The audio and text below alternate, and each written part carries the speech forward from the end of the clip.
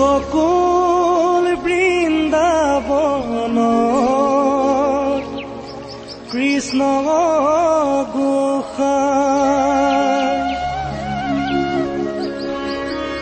কানাই ধেনু সাৰে বাঁহী বজায় বাঁহীৰ মাতে শুনি ও ৰাধে মাই